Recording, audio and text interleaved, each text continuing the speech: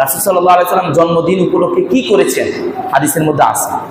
তাহলে আমরা যদি রাসূলের জন্মদিন পালনই করতে হয়, রাসূলের জন্মদিন উপলক্ষে যদি আপনাকে কোনো কাজ করতেই হয়, তাহলে যে রাসূল যিনি জন্মগ্রহণ করেছেন তিনি তার জন্মগ্রহণের উদ্দেশ্যে কি করেছেন সেটা আমার আপনার করতে হবে। এবার রাসূল কারীম সাল্লাল্লাহু আলাইহি সাল্লাম কোনো আমল করেছেন কিনা। তাহলে এবার আমরা আসি হাদিসের মধ্যে আসি। হাদিসে রাসূল কারীম সাল্লাল্লাহু আলাইহি সাল্লাম কি বলেন? মুসলিম শরীফের 1162 নং হাদিস। রাসূল কারীম সাল্লাল্লাহু আলাইহি সাল্লামকে জিজ্ঞাসা করা হয়েছে, সুইলা আন রাসূলিল্লাহি সাল্লাল্লাহু আলাইহি সাল্লাম আন সাওমিহি ইয়াউমাল ইসনাইন। রাসূল কারীম সাল্লাল্লাহু আলাইহি সাল্লামকে প্রশ্ন করা হয়েছে, হে আল্লাহর রাসূল, আপনি সোমবারের দিনে কি রোজা রাখেন বা কেন রোজা রাখেন? সোমবার দিনে রোজা রাখার উদ্দেশ্য কি?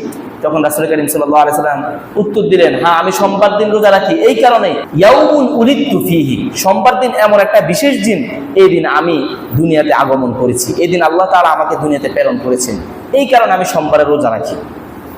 রাসূল কারীম সাল্লাল্লাহু আলাইহি সাল্লাম সোমবারে জন্মগ্রহণ করেছেন। রাসূল কারীম আমি দুনিয়াতে এসেছি এই শুকরিয়া স্বরূপ আমি সোমবারে কি রাখি? রোজা রাখি।